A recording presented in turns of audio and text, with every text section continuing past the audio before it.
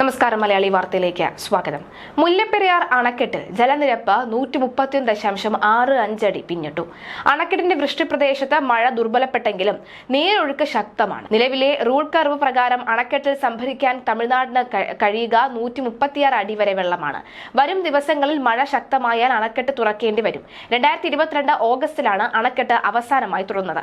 ബുധനാഴ്ചത്തെ കണക്കുപ്രകാരം അണക്കെട്ടിലേക്ക് സെക്കൻഡിൽ 5350 ഘനയടി വെള്ളമാണ് ഒഴുകിയെത്തുന്നത്.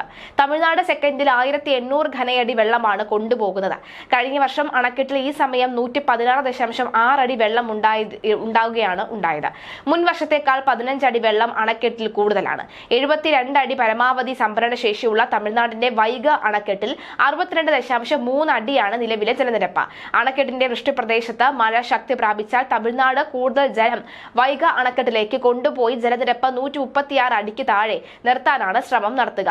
ക്രമാതീതമായ രീതിയിൽ ജലനിരപ്പ് ഉയർന്ന അണക്കെട്ട് തുറക്കേണ്ടി വരുന്ന സാഹചര്യം ഉണ്ടായപ്പോൾ പോലും നിലവിൽ പെരിയാർ തീരദേശവാസികൾക്ക് ആശങ്കപ്പെടേണ്ട സാഹചര്യം ഇല്ല. സംസ്ഥാനത്ത് ഇന്നും ശക്തമായ മഴ തുടരുമെന്ന് കേന്ദ്ര കാലാവസ്ഥാ വകുപ്പ് അറിയിച്ചിട്ടുണ്ട്.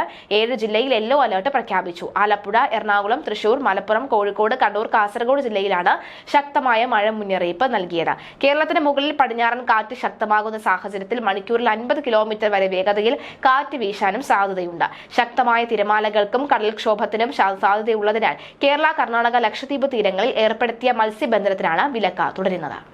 കേരള തീരത്ത് വ്യാഴാഴ്ച രാത്രി 11:30 വരെ 2.4 മുതൽ 3.6 മീറ്റർ വരെ ഉയർന്ന തിരമാലയ്ക്കും കടലാക്രമണത്തിനും സാധ്യതയുണ്ടെന്ന് ദേശീയ സമുദ്രസ്ഥിതി പഠന ഗവേഷണ കേന്ദ്രം അറിയിച്ചിട്ടുണ്ട്. പ്രത്യേക ജാഗ്രത ആവശ്യമുള്ള സ്ഥലങ്ങളിൽ ഓറഞ്ച് അലർട്ട് പ്രഖ്യാപിച്ചിട്ടുണ്ട്. ഈ പ്രദേശങ്ങളിലെ മത്സ്യത്തൊഴിലാളികളും തീരദേശവാസികളും പ്രത്യേക ജാഗ്രത പാലിക്കണമെന്നും ദേശീയ സമുദ്രസ്ഥിതി പഠന ഗവേഷണ കേന്ദ്രം അറിയിച്ചു.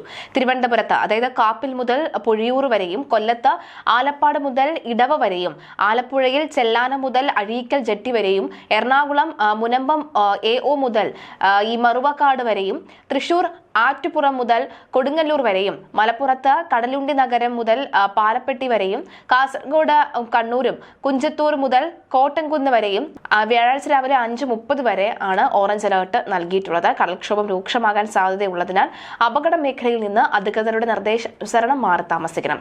ചെറിയ വള്ളങ്ങളും ബോട്ടുകളും കടലിലേക്ക് ഇറങ്ങുന്നത് ഈ സമയത്ത് ഒഴിവാക്കണം.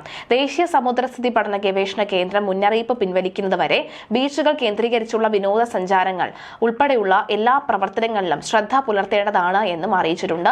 പലയിടത്തും വിലക്ക് ഏർപ്പെടുത്തിയിട്ടുണ്ട്. അവ അങ്ങനെ തന്നെ മുന്നോട്ട് പോകുന്നുമുണ്ട്. മാത്രമല്ല, പലയിടങ്ങളിലും ഇപ്പോഴും ശക്തമായ മഴ, പ്രത്യേകിച്ച് വടക്കോട്ട് ജില്ലയിലോട്ടാണ് ശക്തമായ മഴ ഇപ്പോൾ അനുഭവപ്പെട്ടുകൊണ്ടിരിക്കുന്നത്.